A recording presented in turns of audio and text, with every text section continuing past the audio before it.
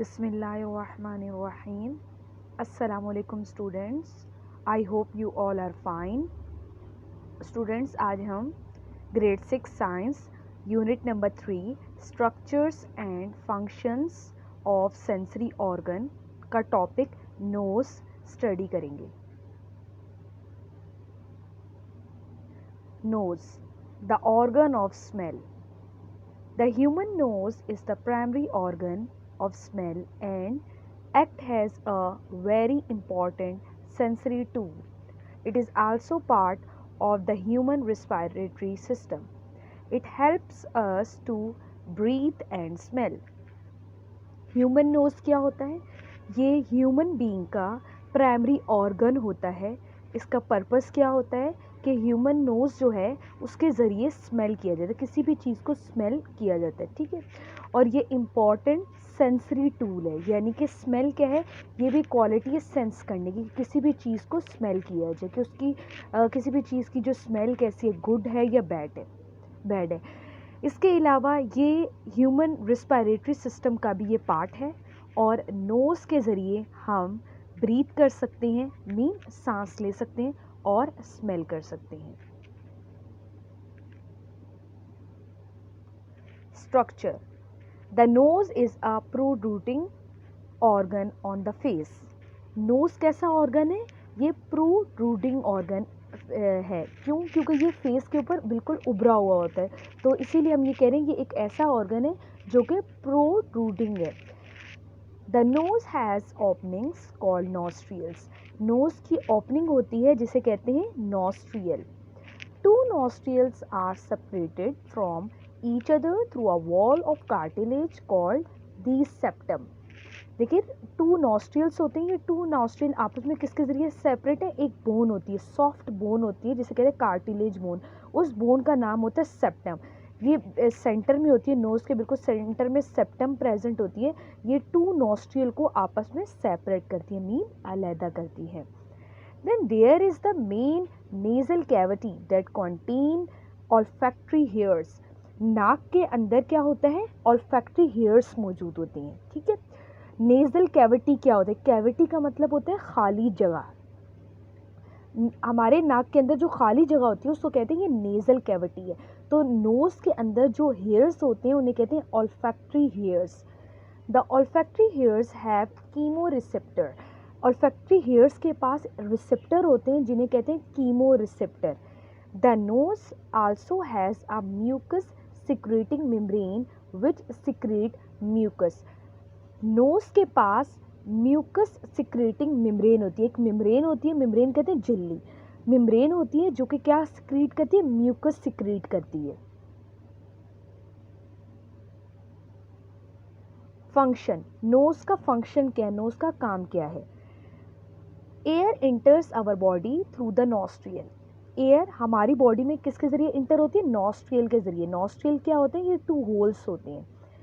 The chemoreceptor of olfactory hair detect and identify various smell. olfactory hair के जो chemoreceptor हैं वो क्या करते हैं?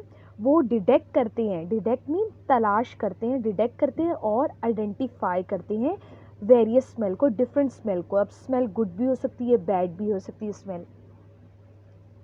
These olfactory hairs are connected to the nerve cell that takes signal to the brain. olfactory hairs जो होते हैं वो नर्व सेल के साथ कनेक्ट होते हैं, जो कि नर्व सेल का फंक्शन क्या होता है? वो सिग्नल को लेकर कहाँ तक पहुँचाते हैं? ब्रेन तक पहुँचाते हैं. These signals are then interpreted by the brain. Nerve cell ने जो सिग्नल कलेक्ट किए थे और ब्रेन तक पहुंचाए थे, तो ब्रेन क्या करेगा? उन सिग्नल को इंटरप्रीट करेगा. As a result we recognise a smell. और इसके नतीजे में हम स्मेल को रिकॉग्नाइज कर सकते हैं, स्मेल को हम आइडेंटिफाई कर सकते हैं कि ये जो स्मेल है ये गुड स्मेल है या बैड स्मेल है. Role in respiration. नोज़ का रिस्पायरेशन में क्या रोल है, क्या किरदार है? रिस्पायरेशन क्या होता है? ये एक प्रोसेस होता है. As we inhale air into the nose, the mucus membrane filters and trap the impurities, dust particles, carbon, pollen and other pollutants from the air to a large extent. As we inhale, जब हम inhale करते हैं मतलब सांस को अंदर की तरफ करते हैं, अपनी बॉडी के अंदर लेके जाते हैं, जो एयर है वो नोज़ के ज़रिए हमारी बॉडी में इंटर होती है। तो नोज़ के अंदर क्या है, म्यूकस मेम्ब्रेन प्रेजेंट होती है। वो क्या करेगी म्यूकस मेम्ब्रेन, वो एयर को फिल्टर करेगी और एयर के अंदर जो इम्प्योरिटीज़ होती है, इम्प्योरिटीज़ कौन कौन सी, for example dust particles, carbon, pollen and other pollutant, तो क्या करेगी कि ये जितनी भी इम्प्योरिटीज़ हैं इनको म्यूकस मेम्ब्रेन फिल्टर कर देंगी और फिर जो एयर है वो हमारे लंग्स में, जो क्लीन एयर होगी, फिल्टर एयर होगी, वो हमारे लंग्स में चली जाएगी। Later the warm moist air goes down to the lungs through the wind pipe.